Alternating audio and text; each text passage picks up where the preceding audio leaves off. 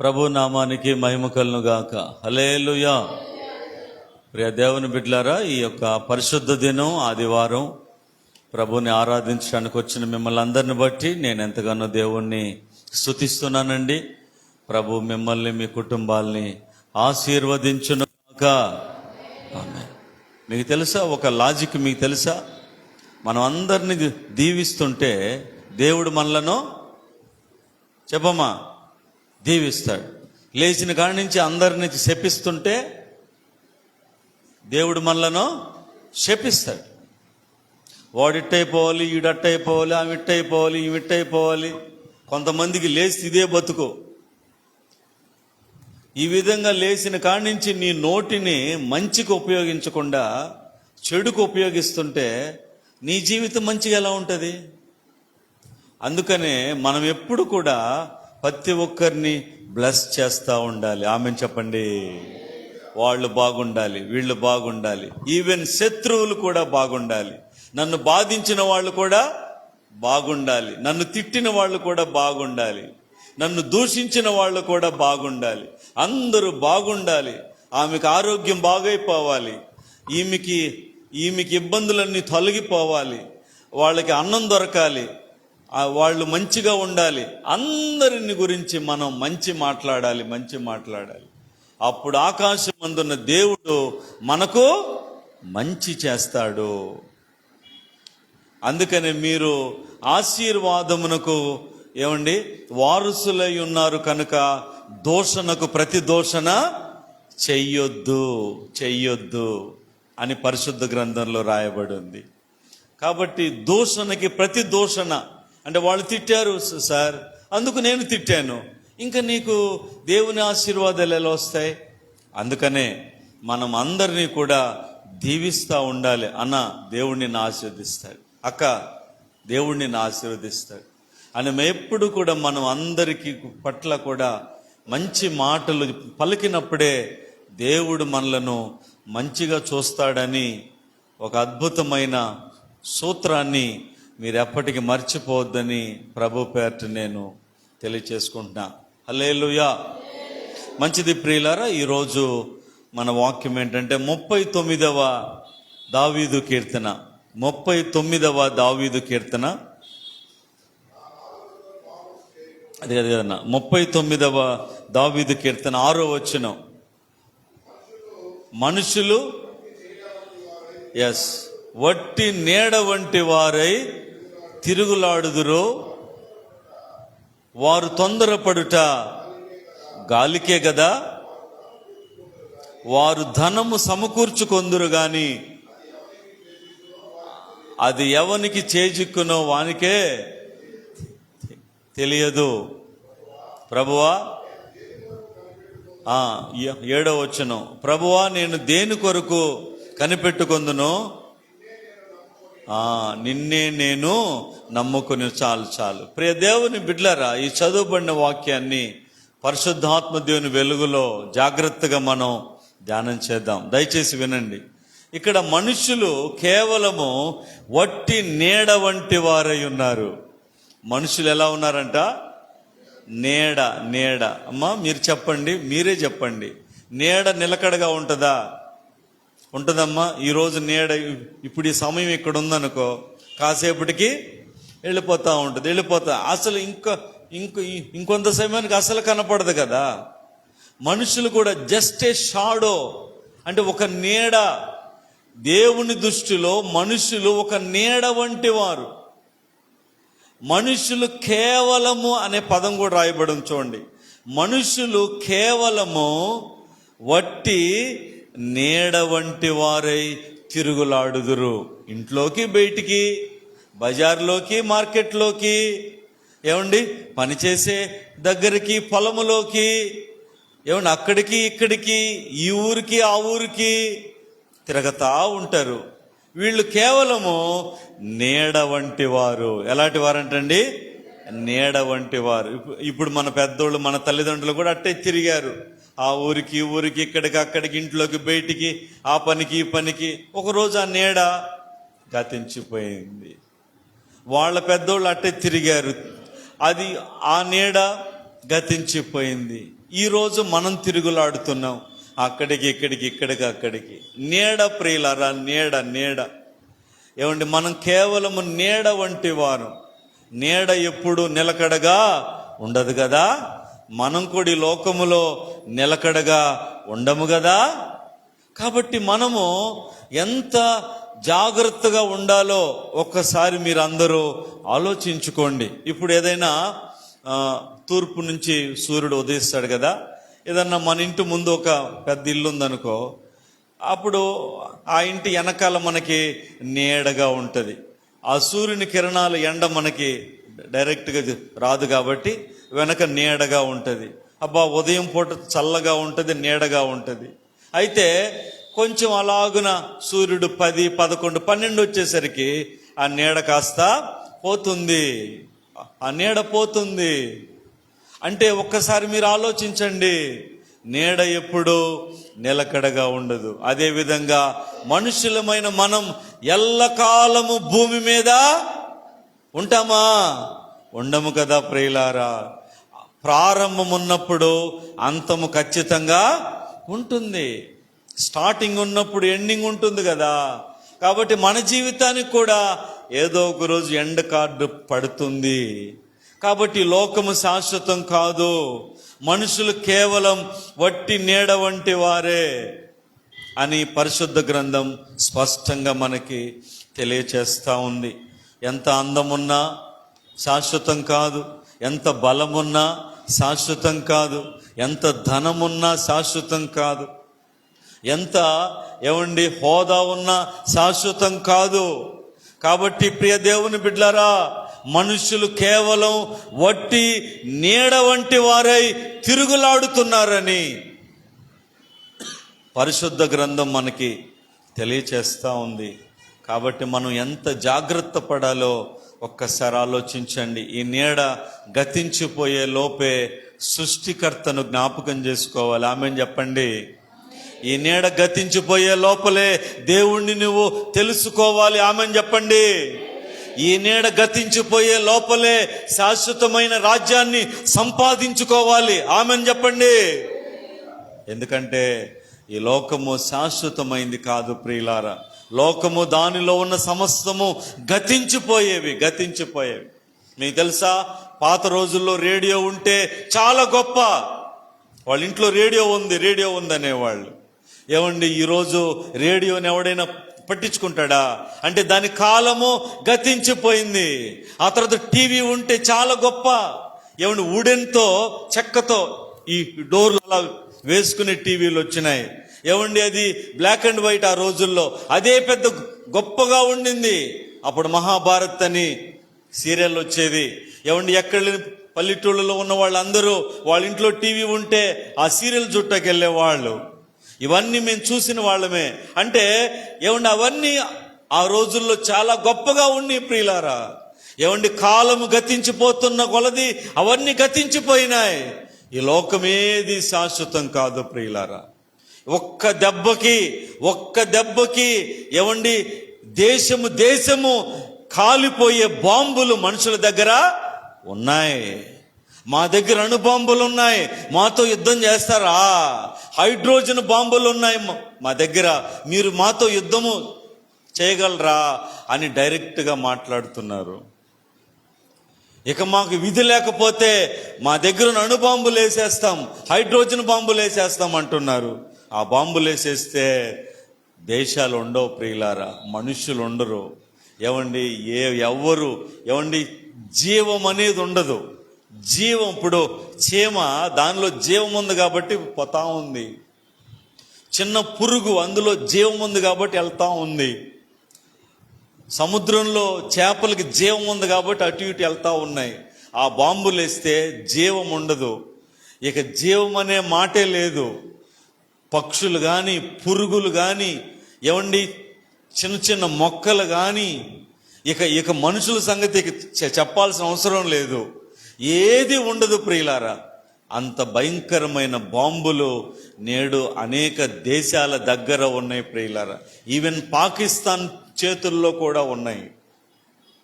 మొన్న మధ్య యుద్ధం జరిగిన ఇరాన్ చేతుల్లో కూడా ఉన్నాయి. ప్రతి కంట్రీ దగ్గర అటువంటి అణుబాంబులు ఉన్నాయి. కాబట్టి దేవుని రాకడ అతి సమీపించింది. దేవుని సమయము దగ్గర పడింది. ఎక్కడ పట్టినా భయంకరమైనటువంటి దుర్వార్తలు మనం వింటున్నాం ప్రియులారా, వింటున్నాం. ఏమండి అందుకనే భయంకరమైన దుర్మార్గాలు, నేరాలు, ఘోరాలు ఎక్కువైపోయినాయి ప్రియులారా. భార్య భర్తని చంపుకోవడం, భర్తలు భార్యలని చంపుకోవడం, పిల్లలు తల్లిదండ్రులను చంపడం, ఎంతకైనా తెగించడం, ఏమైనా చేయడం, ఇలాంటివి అనేకం మనం చూస్తున్నాం, భయంకరమైన పరిస్థితులు. కాబట్టి అందుకనే దేవుని వాక్యం ఏమి సెలవిస్తుందంటే, దేవుని రాజ్యము శాశ్వతమైంది. ఆ రాజ్యాన్ని మనం సంపాదించుకోవాలి ప్రియులారా. ఆ రాజ్యములో ఆకలి లేదు, దప్పిక లేదు, చీకటి లేదు, రోగము లేదు, వ్యాధి లేదు, భయము లేదు, దానికి అంతము లేదు. శాశ్వతమైనది ఆ దేవుని రాజ్యము. ఆ రాజ్యాన్ని సంపాదించుకోవటాకే, మనకివ్వటానికే యేసు ప్రభు వారి లోకానికి వచ్చాడు. ఆయన మన పాపముల నిమిత్తం ప్రాణం పెట్టాడు. మన స్థానములో ఆయన దెబ్బలు ఆయన తిన్నాడు. ఆయన పరిశుద్ధుడు, ఆయనలో ఏ పాపము లేదు. ఆయన దేవాది దేవుడు. ఆయన అటువంటి ఆ ప్రభువు మనలను ప్రేమించి మనకు ఆ నిత్య రాజ్యము ఇవ్వటానికి లోకానికి వచ్చాడు. ఇంకా సహోదరుడా, ఇంకా రక్షణ నువ్వు పొందలేదా? ఇంకా ఆ దేవుని రాజ్యానికి నువ్వు దూరంగా ఉన్నావా? ఒకవేళ సహోదరుడా, మీరు రక్షణ పొంది కూడా ఆ రక్షణను మీరు నిర్లక్ష్యం చేస్తున్నారా? ఇదే అనుకూలమైన సమయము. ఎందుకంటే మనుషులు కేవలం వట్టి నీడ. ఆ నీడెప్పుడు గతించిపోద్దు ఎవరికి తెలీదు ప్రియులారా. ఈరోజు అందంగా ఉన్నాం, చక్కగా ఉన్నాం, కానీ మనకి బ్యాడ్ టైం ఎప్పుడు స్టార్ట్ అవుద్దో మనకి తెలీదు. ఈరోజు గుడ్, ఈరోజు బాగున్నాం, బ్యాడ్ స్టార్ట్ అయితే దాన్ని తప్పించగలిగిన వారు ఎవరు లేరు ప్రియులారా. అందుకనే మనుషులు కేవలం వట్టి నీడ వంటి వారు. ఆ తర్వాత ఏముందన్నా, సెకండ్ లైన్ చదవండి.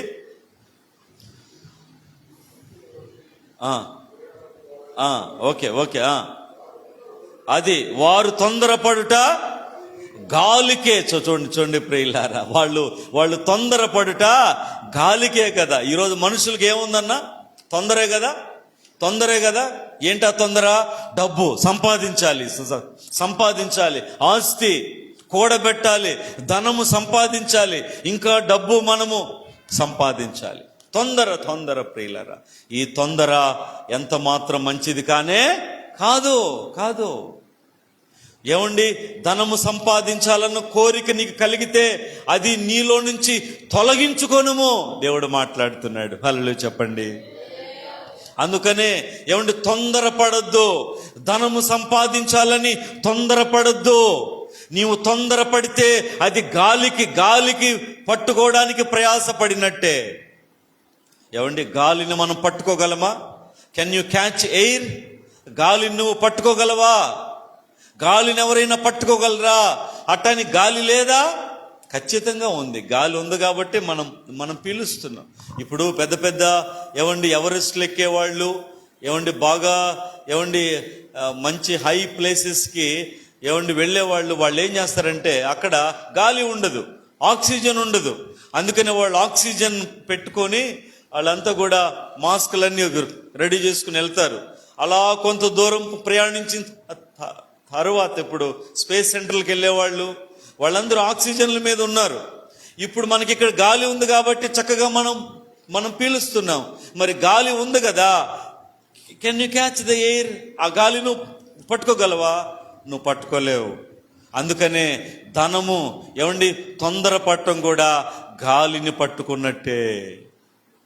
అందుకే ఈరోజు మనుషులు ఏం చేస్తారంటే తొందర ఏదో చేయాలి, ఇంకేదో సంపాదించాలి, ఇంకేదో కూడబెట్టాలి. దేవుని బిడ్డలారా, మీకు తెలుసా, ఎవరో ఎక్కడో అవసరం లేదండి. మన నెల్లూరు మినిస్టర్ నారాయణ గారికి ఎంత ఆస్తి ఉందో మీకు తెలుసా? ఎంత ఆస్తి ఉందో అతనికి, అసలు ఎంత ఉందో అసలు మీకు తెలుసా? అతనికి ఎంత ఉందో అతనికే తెలీదు. ఎంత ఆస్తి ఉందో అతనికే తెలియదు, ఎన్ని ఇంజనీరింగ్ కాలేజీలు ఉన్నాయో తెలియదు, అవి ఎన్ని ఎకరాల్లో తెలియదు. ఏమండి, మెడికల్ కాలేజీలు, ఇంజనీరింగ్ కాలేజీలు, అసలు జూనియర్ కాలేజీలు, ఏమండి మామూలు స్కూల్స్, ఎన్ని వ్యాపారాలు, అసలు ఎంత పొలము, ఎన్ని ఎకరాలు, ఎంత డబ్బు, ఆ కాలేజీల్లో ఆ స్కూళ్ళల్లో వచ్చే డబ్బులెంత. ప్రియ దేవుని బిడ్డలారా, ఒక్కసారి ఆలోచించండి. ఏమండి, మనుషుడు కేవలం వట్టి నీడ వంటివాడు. తొందరపడొద్దండి. మనం ఈ లోకంలో ఏమండి ఎట్టి పరిస్థితుల్లో తొందరపడకూడదు. ఇంకేదో చేయాలి, అవసరం లేదు. ప్రియ దేవుని బిడ్డలారా, నేను మంచిగా ఉండాలని మీరు కోరుకోండి. ఒకరి కిందకి చెయ్యి చాపకుండా ఉండాలని మీరు కోరుకోండి. నేను గొప్పవాళ్ళు అవ్వాలని మీరు కోరుకోమాకండి. హల్లెలూయా చెప్పండి. ఎందుకంటే ఈ లోకం అనేది శాశ్వతం కాదు. నేను గొప్పవాడిని కావాలి, బాగా కోట్లు నేను సంపాదించాలి, బాగా డబ్బు నేను కూడబెట్టాలి, మంచి పొజిషన్కి నేను రావాలి. అవసరం లేదండి, అంత అవసరం లేదు.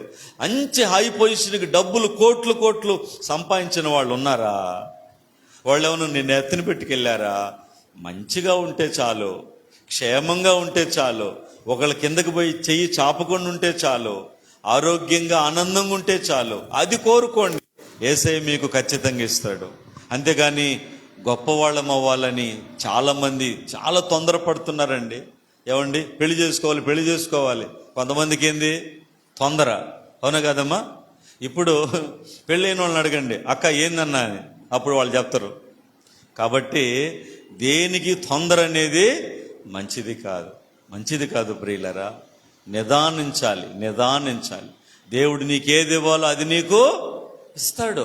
మంచి భార్యని ఇస్తాడు, మంచి భర్తనిస్తాడు, మంచి పిల్లల్ని ఇస్తాడు. వాళ్ళని మన దేవుడు ఆశీర్వదిస్తాడు. నువ్వు కొంచెం నమ్మకంగా ఉంటే చాలు, నీవు ఊహించలేనంత గొప్ప కార్యాలు యేసయ్య నీకు చేస్తాడు. ఇప్పుడు మన పాటలు మీకు తెలుసా? ఊహించలేని కార్యాలు, ఊహించలేనంతగా నువ్వు ఆశీర్వదిస్తావు. ఏమంటే అడిగిన వాటికంటే అత్యధికంగా ఇస్తావు. సమస్తం మనకు అనుకూలంగా సమకూరుస్తావు. అన్నీ వాగ్దానంతో కూడిన మంచి విశ్వాసంతో కూడిన పాటలండి. కాబట్టి దేవుడు తప్పకుండా అందరినీ ఆశీర్వదిస్తాడు. మన మినిస్ట్రీలో ప్రతి కుటుంబాన్ని ఆశీర్వదిస్తాడు. మన మినిస్ట్రీలో ఉన్న ప్రతి ఒక్కరిని మన దేవుడు ఆశీర్వదిస్తాడు. నో డౌట్, అందరినీ దేవుడు ఆశీర్వదిస్తాడు. నేను ఎప్పుడో మీకు మాట చెప్పా, ఆయన ఉన్నది ఆశీర్వదించడానికే, శపించడానికి కాదు. దేవుడు ఉన్నది ఆశీర్వదించడానికేనండి, శపించడానికి కాదు. కానీ తప్పడంలే కొంతమందిని ఆయన శపిస్తున్నాడు. కారణం ఏంటంటే వాళ్ళ ప్రవర్తన ఎంత చెప్పినా వాళ్ళు మార్చుకోవడంలే, ఎంత చెప్పినా వాళ్ళు మారడంలే, ఎంత చెప్పినా వాళ్ళు లోబట్టంలే. అందుకని తప్పనిసరి పరిస్థితుల్లో కొంతమందిని దేవుడు ఇష్టం లేకపోయినా శపిస్తున్నాడు. కానీ వాస్తవంగా ఆయన మెంటాలిటీ, ఆయన యాటిట్యూడ్ ఏంటంటే దీవించడమే, ఆశీర్వదించడమే. ఇశ్రాయేలు, నేను నిన్ను శపించితిని కానీ నేను నిన్ను ప్రేమతో దగ్గరికి తీసుకుంటున్నాను అన్నాడు. హల్లెలూయా చెప్పండి. నేను నిన్ను శిక్షించితిని కానీ నేను నిన్ను రెట్టింపు ఆశీర్వదిస్తానంటున్నాడు. ఆమెన్ చెప్పండి. అందుకనే ప్రియ దేవుని బిడ్డలారా, మనం ఈ లోకంలో తొందరపడమాకండి. డబ్బు సంపాదించాలన్న తొందర వద్దు. ఏమండి, డబ్బు సంపాదించాలని యావవద్దు. నీకేమివ్వాలో దేవుడికి బాగా తెలుసు. దేవుడు నీకు ఇస్తాడు. నువ్వు మోకాళ్ళు దేవుని ముందేస్తే ఎవరి ముందు మోకాళ్ళు వేయాల్సిన అవసరం నీకు దేవుడు రానివ్వడు. ఆమెన్ చెప్పండి. దేవుని ముందు మోకాళ్ళే, దేవుని ముందు నువ్వు ఏమండి చేతులు చాపు, దేవుణ్ణి అడుగు. అప్పుడు నువ్వు ఎవరి ముందు ఎవరిని యాచించాల్సిన పరిస్థితి దేవుడు నీకు రానివ్వడు. కాబట్టి ప్రియ దేవుని బిడ్డలారా,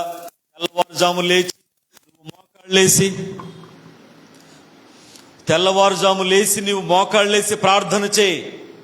తెల్లవారుజాము లేచి నీవు చేతులు చాపి ఆకాశం వైపు చేతులెత్తి ప్రార్థన చేయి. ప్రతి సమయంలో దేవుణ్ణి అడుగుతూ ఉండు. దేవునితో నువ్వు మాట్లాడు. దేవుడి స్తోత్రం, హల్లెలూయా. ఎందుకంటే ఆయన మాట్లాడే దేవుడు. మీరు ఆయనతో మాట్లాడుతున్నారా?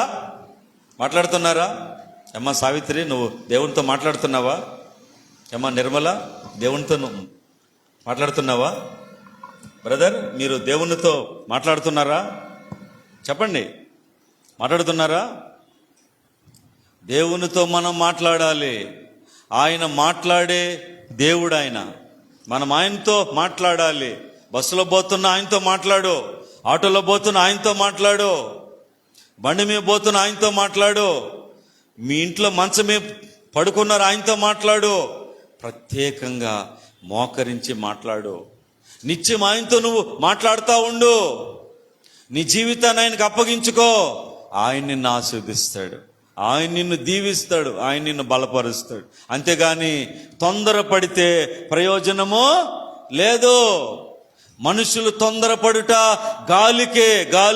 చాలా మంది చాలా తొందర. ఓ నేను గొప్పవాడిని అయిపోవాలి, గొప్పదాన్ని అయిపోవాలి. నిన్ను గొప్పవాడివి, గొప్పదాన్ని చేసేది ఎవరు? చెప్పండి, ఎవరు? దేవుడు. యేసయ్య చేస్తాడు, ఆయన చేస్తాడు నిన్ను. నువ్వు ఆయన చేతుల్లో ఉండాలి. కానీ నువ్వు తొందరపడితే ప్రయోజనము లేదు ప్రియులారా. ఆ తర్వాత మూడో మాట ఏందన్నా, వారు ధనము కూర్చుకొందురు గాని అది ఎవనికి చేజిక్కునో. ఎస్, అవును ప్రియులారా, ధనము సమకూర్చుకొందురు గాని అది ఎవనికి చేజిక్కునో వారికి తెలియదు. అవును కదండి. ఈ లోకములు ఎంతో మంది ధనవంతులు, ఎంతో మంది గొప్పవాళ్ళు, వాళ్ళు ధనము సమకూర్చుకుంటారు. ఓ తెల్లాలేస్తే డబ్బులు సమకూర్చుకుంటారు. ఆ ధనము కోసం అనేక అక్రమ మార్గాల్లో వాళ్ళు వెళ్తారు, అన్యాయము చేస్తారు, అబద్ధాలు వాళ్ళు మాట్లాడతారు, లేనిపోనివన్నీ చేసి ధనము సమకూర్చుకుంటారు. కానీ ఆ ధనము ఎవరికిస్తారో, అది ఎవరి పాలవుతుందో అది ఎవరికి తెలియదు. ఇప్పుడు నేను చెప్పిన వ్యక్తి నారాయణ గారు, ఆయనకి ఎంత ఆస్తి ఉందో ఆయనకే తెలియదు. ఒకవేళ నీవు నేను లెక్కేయాలని వెళితే మనకి 3 నెలలు పైనే పడుతుంది. 3 నెలలు పైనే పడుతుంది. అంటే రోజుకు ఒక ఆస్తి కాడికి పోయి ఇది ఎన్ని ఎకరాలు, ఇది ఎంత, ఇది ఎన్ని బిల్డింగులు అన్నీ మనం అన్ని అలా చూసుకుంటే రోజుకో దాని దగ్గర పోయినా 3 నెలలు పైనే పడుతుంది. కానీ ఆ ఆస్తి ఏమండి ఎవరికి పోయింది? అది ఎవరికి చేజిక్కింది? చెప్పండి. అలా ఉంటుంది ప్రియ దేవుని బిడ్డలారా. అందుకనే మనం తొందర పడకూడదు. ధనము సంపాదించుకుంటారు కానీ, చేజిక్కించుకుంటారు కానీ అది ఎవరికి పోతుందో వారికే తెలియదు. అందుకనే పరిశుద్ధ గ్రంథంలో ఉంది, నీ కష్టార్జితము నువ్వు అనుభవించటం కంటే గొప్ప విషయం లేనే లేదు. మళ్ళీ చెప్తున్నా వినండి, నీ కష్టార్జితము నువ్వు అనుభవించటం కంటే గొప్ప విషయం భూమి మీద ఎవరికి లేనే లేదంటున్నాడు ప్రసంగి గ్రంథంలో.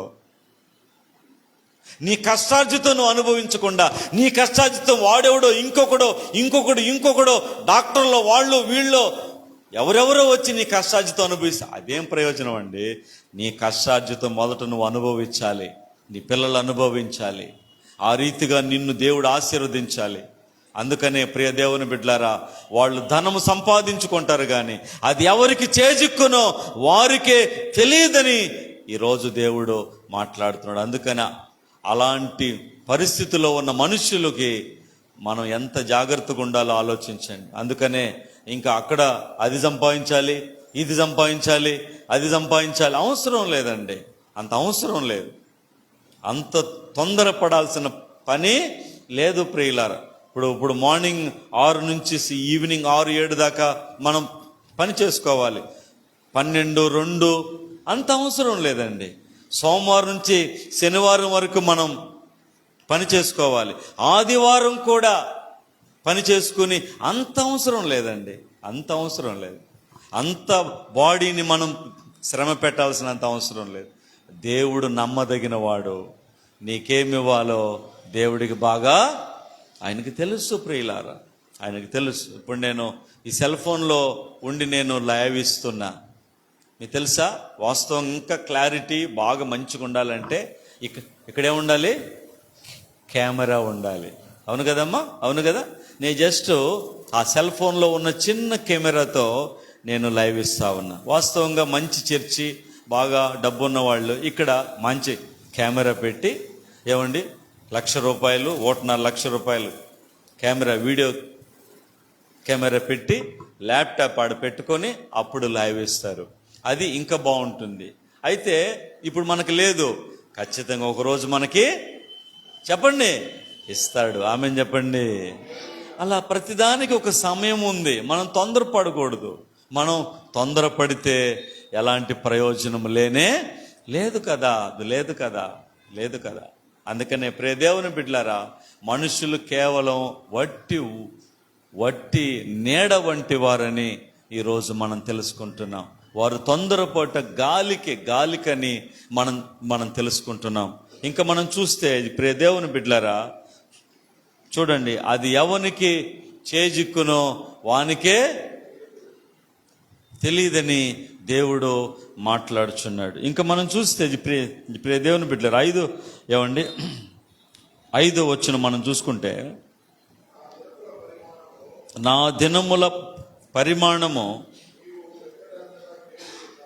నీవు బెత్తెడంతగా చేసి ఉన్నావు, నీ సన్నిధిని నా ఆయుష్కాలము లేనట్టే ఉన్నది. ఎంత స్థిరుడైనను ప్రతివాడును కేవలం వట్టి ఊపిరి వలె ఉన్నాడు. దేవుడు స్తోత్రం కలుగును గాక. హల్లెలూయా.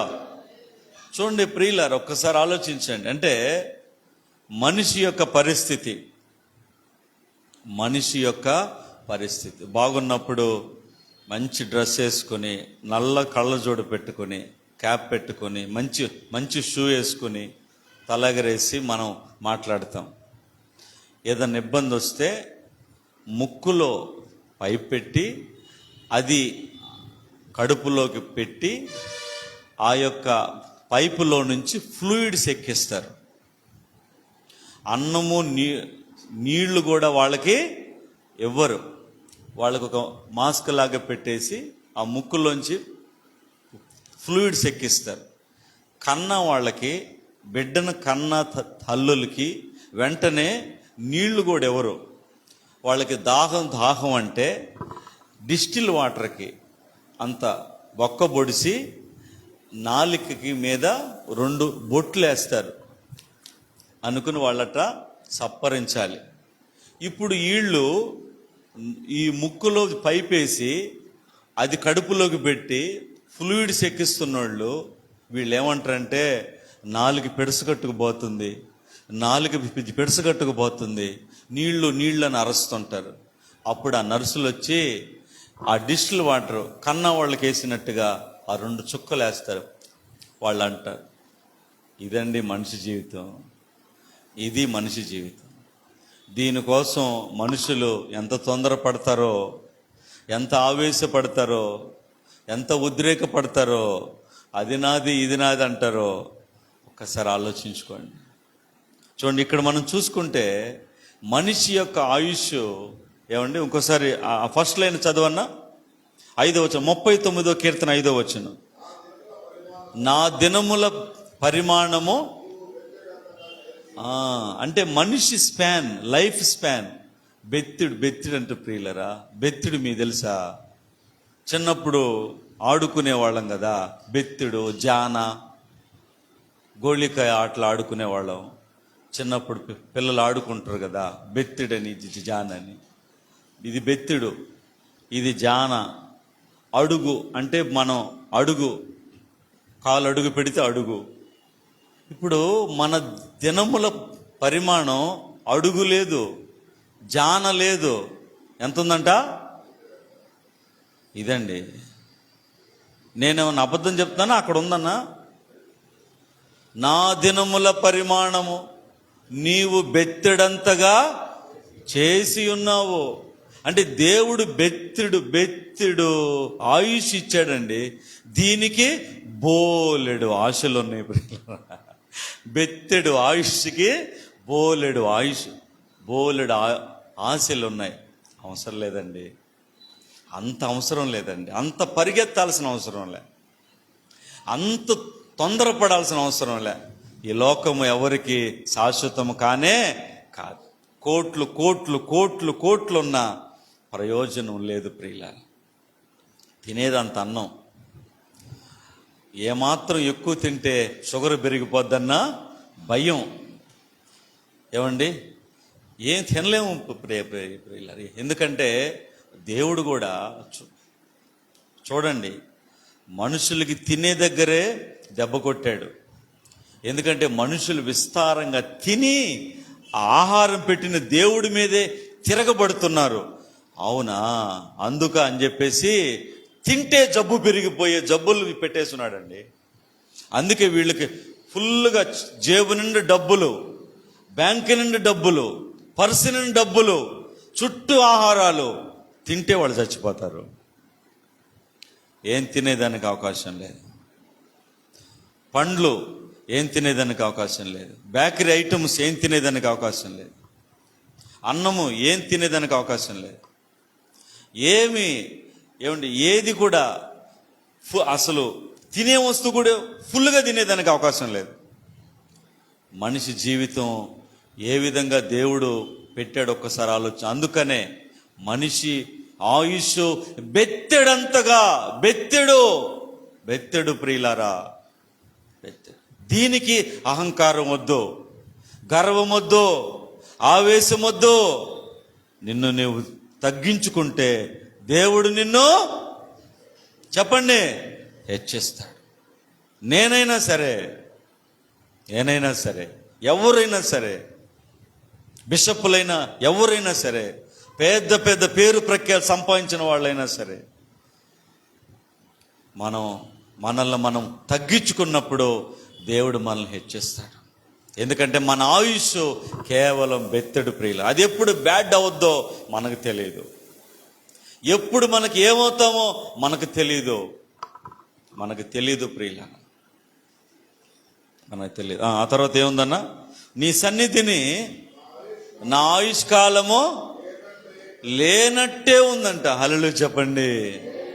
అంటే లేనట్టే ఉంది. ఇప్పుడు ఏదైనా ఎవరైనా అట్టొచ్చి అటు వెళ్ళిపోతున్నారు. ఏంది బ్రదర్ అట్టొచ్చి అటు వెళ్ళిపో, అసలు మీరు వచ్చినట్టే లేదు అంటారా లేదా? ఎవరైనా అటు వచ్చి కాసేపు చాలాసేపు మాట్లాడి వెళ్ళిపోతుంటే అసలు మీరు వచ్చినట్టే లేదు. ఇప్పుడు ఇక్కడ చూస్తే నీ సన్నిధిని నా ఆయుష్ కాలము లేనట్టే ఉంది. అంటే దేవుడు ఒక రెప్పట్ట వేస్తే మన ఆయుష్కాలం అయిపోయినట్టుగా ఉంది. అది మన ఆయుష్కాలం అండి. దీనికి విపరీతమైన ఆశలు అవసరం లేదండి, లోకం మీద కోరికలు అవసరం లేదండి. దయచేసి నేను మీకు అందరికీ తెలియపరుస్తున్నాను, మనం దేవుణ్ణి ప్రేమించేవారుగా ఉండాలి, దైవరాజ్యాన్ని ఆకాంక్షించేవారుగా ఉండాలి. క్రీస్తుతో నీవు చనిపోయిన వాడివైతే పైనున్న వాటినే వెదకమని వాక్యం మనకి స్పష్టంగా తెలియపరుస్తుంది. మన జ్ఞానము, మన తెలివి, మన డబ్బు క్రీస్తు కొరకే మనము ఖర్చు పెట్టాలి. దైవరాజ్యము నిర్మాణము కొరకే ప్రయాసపడాలి. అంతేగాని లోకంలో ఇంకా ఏదో నేను సంపాదించాలి, ఇంకా ఏదో నేను కూడబెట్టాలి, మనకు అంత అవసరం లేదు. అందుకని చూడండి, నీ సన్నిధిని నా ఆయుష్కాలము లేనట్టే ఉంది. ఆ తర్వాత ఏముందన్నా, ఎంత స్థిరుడైనను ప్రతివాడును కేవలము వట్టి ఊపిరి, ఊపిరి. ఎంత స్థిరుడైనను, కుర్చీలో కాలు మీద కాలేసి కూర్చుని ఈ పక్కన 10ల సంఖ్యలో పనివాళ్ళున్నా, ఈ పక్కన 10ల సంఖ్యలో పనికత్తెలున్నా, ఎంత స్థిరుడైనను కేవలము వట్టి ఊపిరి వంటి వాడు. ఆ ఊపిరి పోతే ఇక అతను పనికిరాడు ప్రియుల. ఈ పాటూరులో కూడా, ఈ పాటూరులో నెయ్యి బావులు ఉండేయంట.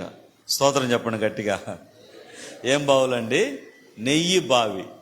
మామూలుగా నీళ్ల బావి మీకు తెలుసు, నెయ్యి బావి ఉండేదంట. అంటే ఇక అది ఎంత బావో ఏందో, అది మనది అంటే ఒక పెద్ద తొట్టిలాగా, రాతి తొట్టి, అందులో నెయ్యి ఎప్పుడో ఇంక అది ఎంత తోడినా కూడా, అంటే ఎన్ని పశువులు, ఎంత ఎంత సేద్యమో, ఎంత సేద్యగాళ్ళో, ఎంత నెయ్యో, నెయ్యి బాగుండేదంట ప్రియుల.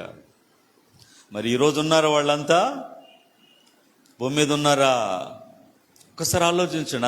అందుకనే ఎంత స్థిరుడైనను ప్రతివాడును కేవలము వట్టి ఊపిరి వంటి వాడు. ఇది 5 ఎకరాలు ఉంది, 10 ఎకరాలు ఉంది, 4 ఎకరాలు ఉంది, ఎన్ని ఎకరాలు ఉన్నాయి, ఏం లాభం అండి? ఈ లోకం శాశ్వతం కాదు. ఎంత స్థిరుడైనను కేవలం వట్టి ఊపిరి వంటి వాడు. కాబట్టి ప్రియ దేవుని బిడ్డలారా, ఈ లోకములో ఉన్న మన పరిస్థితి దయచేసి గమనించుకోండి. ఈరోజు ఎంతమంది ఐసీయూలో ఇబ్బంది పడుతున్నారు, నరక యాతన పడుతున్నారు. ఐసీయూలోకి ఎవరు వెళ్ళకూడదండి, ఎవరు వెళ్ళకూడదు, పగవారు కూడా వెళ్ళకూడదు. వెంటిలేషన్ మీదకి ఎవరు వెళ్ళకూడదు, పగవారు కూడా, శత్రువులు కూడా వెళ్ళకూడదు. ఆ పరిస్థితి రాకూడదు. ఏమండి, ఈరోజు ఎంతమంది బాధపడుతున్నారు. మనుషులు ఏమండి, ఆ స్థితి రానప్పుడు మనుషులు ఎట్లా ప్రవర్తిస్తారు, ఎట్లా నడుచుకుంటారు, ఏ విధంగా మాట్లాడతారు. అందుకనే ప్రియ దేవుని బిడ్డలారా, కేవలము వట్టి ఊపిరి వంటి వారు. మనుషులు కేవలం వట్టి ఊపిరి వంటి వారు. ఇందాక మనం చదువుకున్నాం, దాని కిందే మనుషులు కేవలము వట్టి నీడ వంటి వారు. వట్టి ఊపిరి వంటి వారు, వట్టి నీడ వంటి వారు. మరి ఇదండి మన పొజిషన్. చాలా మంది అంటుంటారు, నా పొజిషన్ ఏందో నీ తెలుసా, అసలు నేనేందో నీ తెలుసా, అసలు నన్ను నువ్వు ఏమనుకుంటున్నావు అని మాట్లాడతారు. ఇలాంటి మాటలు మనం ఎప్పుడు మాట్లాడకూడదు. దేవుడి స్తోత్రం, హల్లెలూయా. మన స్థితి, మన గతి ఏ పాటిది ప్రియులారా? మనం ఎంతటి వారమండి? ఏమండి, ఈరోజు మనది, రేపు మనది కాదు. ఇంకా బైబిల్ ఇంకా డెప్త్గా, అసలు మనం నిన్నటి వారమే. దేవుడి స్తోత్రం, హల్లెలూయా. కాబట్టి మనం ఎప్పుడు కూడా అతిశయించకుండా, గర్వించకుండా, దేవుని మీద ఆధారపడి విశ్వాసాన్ని కాపాడుకుంటూ దైవరాజ్యం మీద నిరీక్షణ కలిగి ముందుకు సాగాలి. మనం వెలగాలి, అనేకులను మనము వెలిగించాలి, అనేకులను రక్షణలోకి మనం నడిపించాలి, అనేకులను దైవ రాజ్యములోకి మనం తీసుకురావాలి. దేవుణ్ణి సంతోష పెట్టడంలో ఇదే ప్రథమము, ఇదే చివర. నువ్వు దేవుణ్ణి సంతోష పెట్టాలంటే ప్రియ సహోదరి, నేనేం చేయాలి? ఏం చేయాలి? అనేకుల్ని దేవుని యొద్దకు తీసుకురావాలి. ఒక ఆత్మ దేవుని యొద్దకు వస్తే, రక్షించబడితే, పరలోకములో నేను నా దూతలు, చెప్పండి, సంతోషపడతామని యేసయ్య చెప్పాడా లేదా? ఒక్క పాపి మారు మనసు పొందితే నేను నా దూతలు సంతోషపడతామని యేసయ్య చెప్పాడా లేదా? కాబట్టి నీవు ఒక్క ఆత్మను దేవుని యొద్దకు నీవు నడిపిస్తే దేవుణ్ణి నువ్వు సంతోషపరిచిన వాడు అవుతావు. ఒక్క ఆత్మను దేవుని యొద్దకు నువ్వు తీసుకొస్తే దేవుణ్ణి పరలోకములో విందు చేసిన వాడు అవుతావు. అప్పుడు దేవుడు నిన్ను కూడా ఘనపరుస్తాడు. కాబట్టి క్రైస్తవం యొక్క గొప్ప ఉద్దేశం ఏంటంటే అనేకులను వెలిగించాలి. చీకట్లో, అంధకారములో ఉన్న వారిని మనం వెలిగించాలి, వాళ్ళకి వెలుగులు నింపాలి. క్రీస్తు ప్రేమ వెలుగు వాళ్ళకి మనం తెలియపరచాలి. అదే క్రైస్తవం యొక్క సిద్ధాంతం. ఎందుకంటే ఈ లోకం అనేది ఎవరికి శాశ్వతము కానే కాదు, ఎవరికి కాదు ప్రియులారా. యవన వయసులో అందరూ నిగనిగలాడుతూ బాగుంటారు. ఇప్పుడు ముసలి వయసులో ఉన్న అవ్వలాంటి వాళ్ళు యవన వయసులో ఎంతో బాగుండుంటారు. యవన వయసులో అందరూ బాగుంటారు, చక్కగా ఉంటారు. ఆ యవన వయసు, ఆ నిగనిగలాడే ఆ స్వరూపం ఎల్లప్పుడూ ఉంటుందా? ఉండదు. అది రోజు రోజు కరిగిపోయి అది చాలా బలహీనమైపోతుంది. శరీరం ముసలితనం వచ్చేస్తుంది, వృద్ధాప్యం వచ్చేస్తుంది, కూర్చుని లేవలేని పరిస్థితి వచ్చేస్తుంది. అది మరణానికి దారి తీసేస్తుంది. అది గోతిలోనికి పోవడానికి ఆ శరీరము సిద్ధపడుతుంది. మనుషులు కేవలం వట్టి నీడ వంటి వారు, వట్టి ఊపిరి వంటి వారు. ఈ నీడ గతించిపోతుంది, ఆ ఊపిరి ఒకరోజు తీసుకోలేని పరిస్థితి వచ్చేస్తుంది. కాబట్టి ప్రియ దేవుని బిడ్డలారా, మనం దేవుని యందు విశ్వాసం ఉంచి ఆయన మీద మనం నమ్మకం ఉంచాలి. ప్రభు యొక్క రక్షణ మనం పొందుకోవాలి. ప్రియులారా, ఈ లోకములో మనుషులకి ఇవేమీ అర్థము కావడం లేదు. డబ్బులు, బంగారు, తలతల్లాడే మెరుపులు, రంగులు, ఇవన్నీ చూసి అబ్బా ఇదే జీవితం, ఇదే అని చెప్పి అనుకుంటున్నారు. వాళ్ళ కళ్ళ ముందు ఎంతోమంది వెళ్ళిపోతూ ఉంటారు. అయినా కూడా వాళ్ళ యొక్క మనోనేత్రాలు తెరవబట్టంలే. దయచేసి నా ప్రియమైన అన్నదమ్ముల, అక్క చెల్లెళ్ళు, యేసయ్యను మీరు విడవమాకండి. హల్లెలూయా. మా అన్న నాతో మాట్లాడటంలే, మా అక్క నాతో మాట్లాడడంలే, పర్వాలే, మాట్లాడిపోయిన ఇబ్బందిలే. ఒకరోజు వాళ్ళు మాట్లాడేటట్టు దేవుడు చేస్తాడు. ఆమెన్ చెప్పండి. కానీ దేవుడు నీతో మాట్లాడకపోతే, దేవుడికి నువ్వు విరోధివైతే భూమి మీద బతికేదానికి చాలా కష్టం అవుతుంది. దేవుడితో విరోధం మీరు చేసుకోవద్దు. అలాంటి పరిస్థితి మీరు తెచ్చుకోవద్దు. సౌలుకి దేవుడు విరోధి అయ్యాడు. సౌలుకి మన దేవుడు ఏమయ్యాడు చెప్పండి?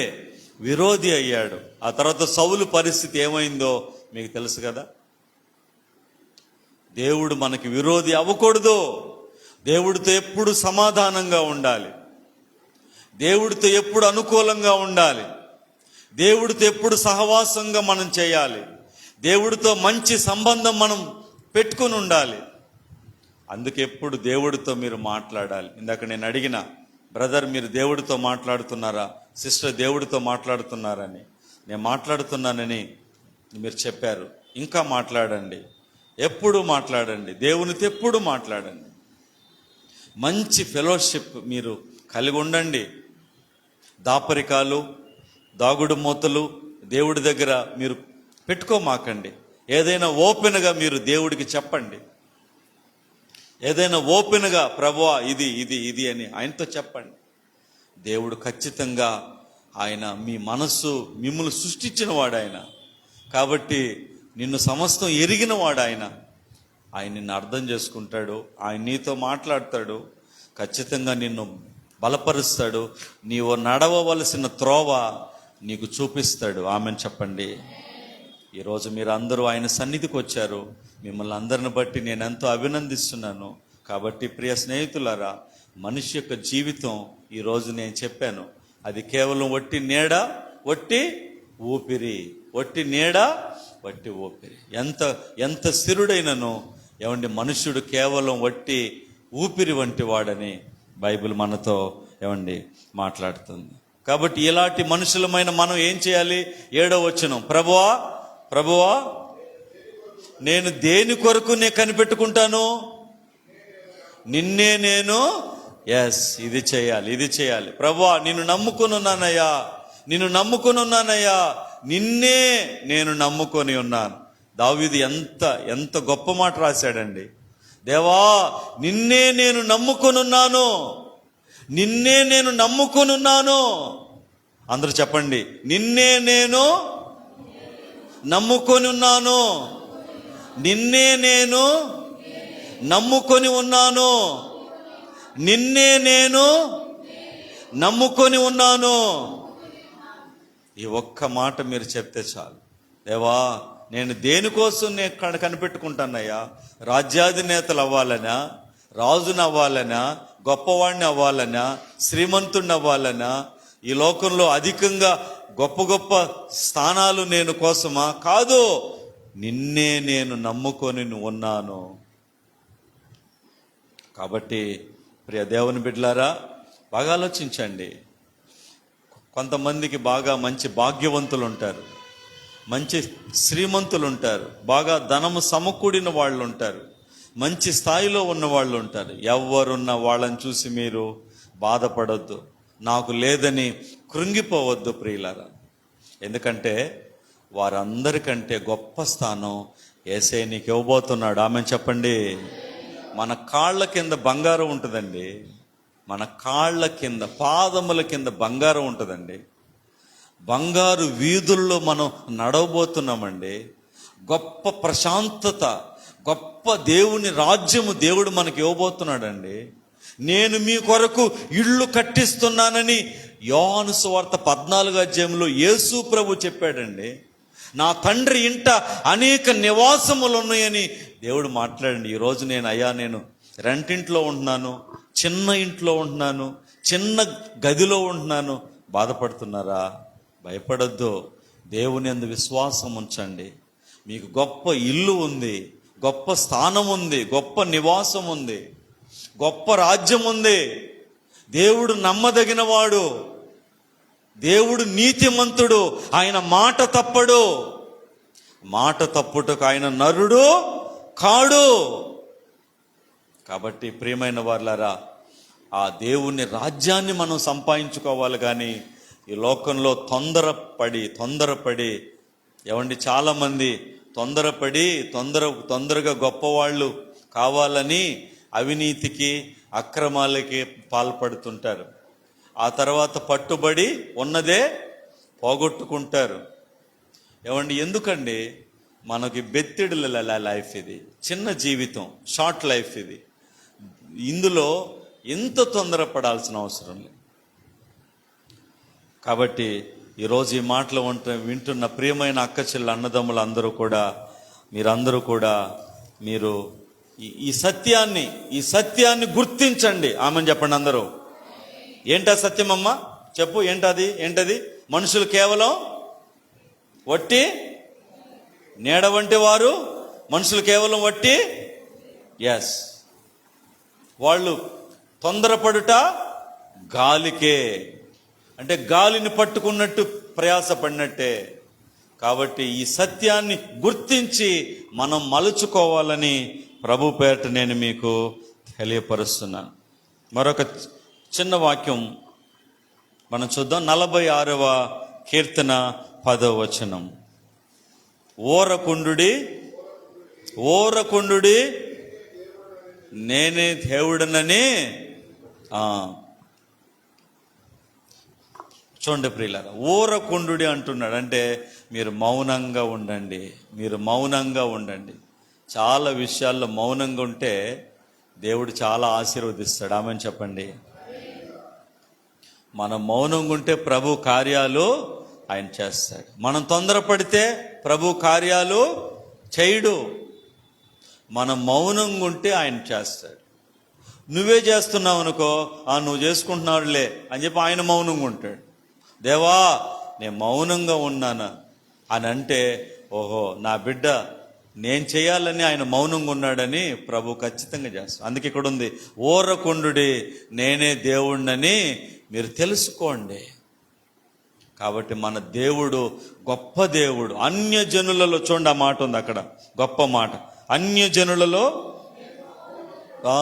నేను మహోన్నతుడు నగుదును భూమి మీద. చూడండి ప్రియులారా, అన్యజనులలో నేను మహోన్నతుడు నగుదు. మన దేవుడు అన్యజనులలో మహోన్నతుడు. ఆనాడు ఫిలిస్తీయ సర్దారులు, అమాలేకీయులు, అశ్షూరీయులు, వీళ్ళంతా చాలా గొప్ప రాజ్యాలండి. గొప్ప రాజ్యాలు, వాళ్ళు మామూలు వాళ్ళు కాదు, గొప్ప రాజ్యాలు.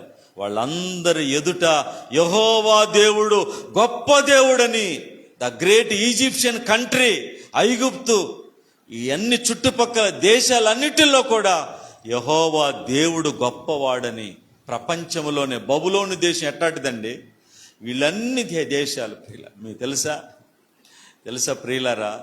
మన దేవుడు వరల్డ్ హిస్టరీతో లింకప్ అయిన దేవుడు ఎవరండి? చెప్పండి, ఎవరు? మన దేవుడు అండి. హల్లెలూయా చెప్పండి. ఇవన్నీ ఇక నేను అనకూడదండి, లైవ్లో ఉన్నాను. చెత్త, ఈ చెత్తకి వరల్డ్ హిస్టరీకి సంబంధం ఉందా? లేదు ప్రియులారా. మన దేవుడికి వరల్డ్ హిస్టరీ, ప్రపంచ చరిత్రకి మొదటి నుంచి ప్రపంచ చరిత్రలో ఎవరున్నారంటే మన దేవుడు ఉన్నాడు ప్రియులారా. మన దేవుడు ఉన్నాడు. ఆ దేవుని ప్రవచనాలు, ఆ దేవుని లేఖనాలు సజీవముగా యేసు క్రీస్తుగా వచ్చినాయి ప్రియులారా.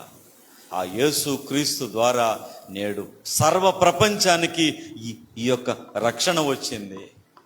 కానీ ఈరోజు మనుషులు రకరకాలుగా మన గ్రంథాన్ని, మన దేవుణ్ణి రకరకాలుగా మాట్లాడుతున్నారు. ప్రతిదానికి జవాబు దేవుడిస్తాడు. ఆమెను చెప్పండి. మన దేవుడిస్తాడు. ఆయన ఇంతకంటే నియంతలను చాలా మందిని ఆయన చూశాడు. ఇంతకంటే వ్యతిరేకతలను ఆయన చూశాడు ప్రియులరా. ఆయన గొప్ప దేవుడు. అందుకనే మనం ఎక్కువ ఏం చేయాలంటే బాగా ఆలోచించండి. ప్రార్థన బాగా చేయండి అమ్మా. మీకు 2 చేతులు దండం పెట్టి నేను చెప్తాను, ప్రార్థన బాగా చేసుకోండి. ప్రార్థన మీరు బాగా చేసుకుంటే మీరు ఆశీర్వదించబడతారా? మీ ఇల్లు ఆశీర్వదించబడుతుందా? మీరు వచ్చిన మందిరాలు కూడా ఆశీర్వదించబడతాయా? మీరు చేసే ప్రతి పని ఆశీర్వదించబడుతుందా? కాబట్టి ప్రార్థన బాగా చేసుకోండి. దేవునిలో విశ్వాసంగా ఉండండి. అధికమైన కోరికలు వద్దండి. అధికమైన ఆశలు వద్దు. లోకంలో ఇంకా ఏదో సంపాదించాలన్న విపరీతమైన వ్యామోహాలు వద్దు. మనం కేవలం వట్టి ఊపిరి వంటి వారం, వట్టి నీడ వంటి వారమని మనం గుర్తుపెట్టుకొని దేవునిలో నిమ్మళంగా, నిదానంగా, విశ్వాసంగా మనం ఉందాం. అట్టి కృప దేవుడు మనందరికీ దయచేయునుగాక. ఆమేన్. ప్రియ దేవుని బిడ్డలారా, ఈ లైవ్ వాక్యం మీకు కావాలనంటే కొత్త అన్నవాళ్ళు వస్తున్నారు. దయచేసి మీ నంబరు మా అబ్బాయికి ఇస్తే ఈ లైవ్ వాక్యము మీకు వాట్సాప్ ద్వారా నేను మీకు పంపించేదానికి అవకాశం ఉంటుంది. దేవుడు మిమ్మల్ని అందరినీ ఆశీర్వదించునుగాక. కళ్ళు మూసుకోండి, మనం ప్రార్థన చేసుకుందాం. కృపా కనికరం కలిగిన గొప్ప దేవ, పరిశుద్ధుడు అయిన మా తండ్రి, మీ పరిశుద్ధమైన నామానికి కృతజ్ఞతలు, వందనాలు, స్తోత్రాలు. ఈరోజు మీరు మాతో మాట్లాడారు. మనిషి యొక్క స్థితి, మనుషుడు కేవలం వట్టి నీడ వంటి వాడు, మనుషుడు కేవలం వట్టి ఊపిరి వంటి వాడు. అతని దినముల పరిమాణం నీవు బెత్తెడంతగా, లైఫ్ స్పాన్ బెత్తెడంతగా నువ్వు చేసావని ఈరోజు మేము నాయనా మీ పరిశుద్ధ గ్రంథంలో నుంచి మేము తెలుసుకున్నాం. అవునయ్యా, ఇంత జీవితానికి మేము ఈ లోకములో అధికమైన ప్రయాసలు, అధికమైన కోరికలు, అధికమైన ఆశలు మాకు అవసరం లేదు. మాకొద్దు ప్రభువా. మీ యందు విశ్వాసం ఉంచి మీ రాజ్యమును సంపాదించుకునే కృప మాకు దయచేయండి. అనేకులను దేవుని యొద్దకు నడిపించే కృప దయచేయండి. అనేకులను వెలిగించే కృప దయచేయండి. క్రైస్తవ సిద్ధాంతమైన వెలుగు వెలిగించనే ఆ యొక్క నామాన్ని మేము చేతబట్టుకొని అనేక గ్రామాల్లో తండ్రి ప్రయాసతో సువార్తను ప్రకటించి పేద బీద సేవకులను మేము నాయన బలపరిచేవారిగా మా మినిస్ట్రీని ఆశీర్వదించయా. అయ్యా, ఎంతో మంది పేద బీద సేవకులు ఉన్నారు అయ్యా. సంఘముల్లో సరైన వసతులు లేని సేవకులు ఉన్నారు. అటు వారందరినీ నన్ను బలపరుచున్నట్లు మా మినిస్ట్రీని ఆశీర్వదించండి, మా సంఘాన్ని ఆశీర్వదించండి. ఈ పరిచర్ని మీరు దీవించయ్యా. మీ రాకడ అతి సమీపంగా ఉంది కదా ప్రభువా.